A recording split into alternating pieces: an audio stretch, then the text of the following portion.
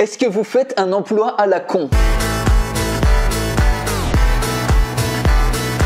On en parle dans quelques secondes, mais si vous en avez marre d'être employé et que vous voulez bâtir une activité sur le web pour être libre et indépendant, je vous invite à voir comment vous pouvez faire vos premières ventes en seulement 14 jours sans avoir de produits, sans avoir d'audience et sans savoir vendre. Le lien se trouve juste en dessous de cette vidéo. Alors il y a de plus en plus de gens qui font des métiers qui sont complètement inutiles et absurdes. Alors ils sont payés à rien foutre, à s'ennuyer, à survivre contre un chef qui est complètement incompétent ou narcissique, à être noyé dans la paperasse ou à faire des tâches complètement stupides. Alors il faut pas confondre un emploi à la con et un emploi de merde. L'emploi de merde, lui, il est mal payé, vous n'êtes pas respecté ni par votre supérieur ni par les autres, il est souvent dur, salissant, peu valorisant et surtout il vous laisse en mauvaise santé très souvent. Alors quelques exemples d'emplois de merde, vous avez par exemple les éboueurs, vous avez aussi ceux qui bossent dans les abattoirs, par exemple les écarisseurs qui toute la journée avec une tronçonneuse ils découpent des carcasses d'animaux morts, ou vous avez aussi les agents d'entretien. Alors tous ces emplois ils sont généralement mal considérés,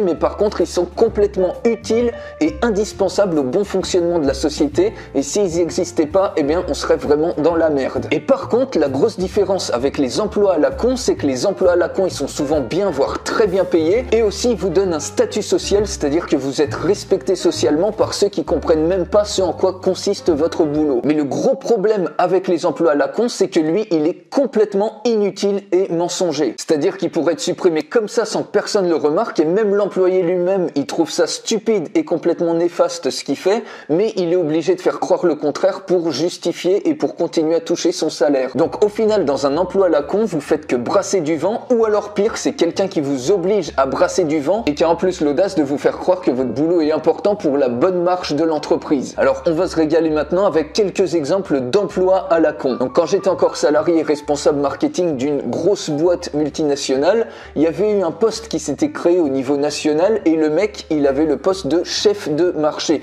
c'est-à-dire qu'il chapeautait un petit peu différentes entités, et au bout d'un an il savait toujours pas ce qu'il devait faire comme mission. Un autre emploi à la con, c'est par exemple une entreprise qui est sous-traitante de l'armée et qui est obligée de faire tous les jours 250 ou 300 km juste pour obtenir des papiers, une autorisation pour que dans l'armée ils puissent échanger des bureaux qui pourtant ils sont à 5 mètres d'intervalle l'un de l'autre. Un autre emploi à la con, c'est par exemple être surveillant dans un musée et on surveille finalement une pièce qui est complètement vide. Ou alors vous avez aussi le manager d'équipe qui est engagé juste pour faire croire que la boîte elle tourne à plein régime alors que finalement tous les employés ils se tournent les pouces. Et un autre emploi à la con, c'est d'être employé pour faire remplir aux personnes qui sont en difficulté des demandes d'aide, sauf que les personnes qui sont en difficulté, justement elles peuvent pas remplir ces formulaires parce que justement elles sont en difficulté. Vous voyez le truc un peu? Et le gros problème c'est que ces emplois à la con ils se décuplent à l'infini, soit parce que vous avez un PDG qui va embaucher du monde juste pour montrer qu'il est plus puissant que le concurrent, ou alors vous avez les politiques qui vont créer des emplois juste pour faire baisser le taux de chômage, sauf qu'ils savent absolument pas quelle mission ils vont donner aux gens,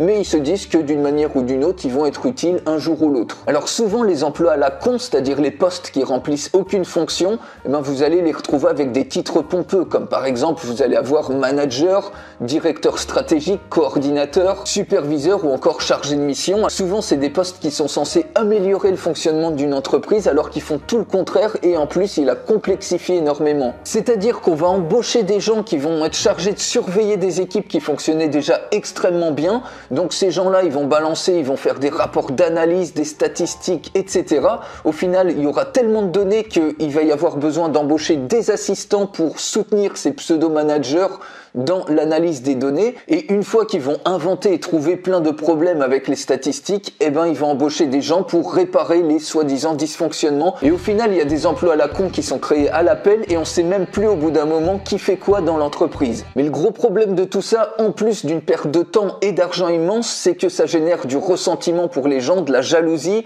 beaucoup d'ennuis et surtout une perte de sens et de motivation, et du coup ça va emmener à créer des postes de soutien et de motivation, etc. On n'en finit plus du tout. Mais ces emplois à la con, le plus gros souci c'est qu'au final ça rend malheureux la personne qui l'exerce. Alors au début certes l'idée est séduisante d'être payé, bien payé à rien foutre, mais au bout d'un moment la nature elle commence à prendre le dessus, et au final on ne peut pas s'épanouir dans quelque chose qui nous donne pas de sens quand il n'y a pas d'objectif, et en faisant des tâches complètement absurdes on finit finalement par se lasser et par vouloir à tout prix s'enfuir. Pourquoi? Eh bien tout simplement parce qu'on n'aime pas dépenser de l'énergie dans des choses qui n'ont aucun sens. Au contraire, qu'est-ce qui nous rend heureux? Eh bien ce qui rend heureux, c'est de pouvoir s'épanouir, de pouvoir contribuer au monde, de pouvoir aider les gens. Et donc aujourd'hui, il y a plein de façons de contribuer, de pouvoir aider tout en vivant de sa passion. Donc une de ces façons, c'est par exemple de monter une activité sur le web et vous pouvez aujourd'hui le faire extrêmement rapidement. Vous pouvez avoir vos premières ventes en seulement 14 jours sans avoir de produits, sans avoir d'audience, sans savoir vendre. Je vous invite vraiment à aller beaucoup plus loin dans votre réflexion de ce que vous voulez faire de votre vie et vous pouvez découvrir de nouveaux moyens d'avoir une vie libre et indépendante, notamment en cliquant sur le lien qui est en dessous de cette vidéo dans la description. Mettez-moi un énorme like si vous avez aimé cette vidéo et je vous souhaite une excellente journée.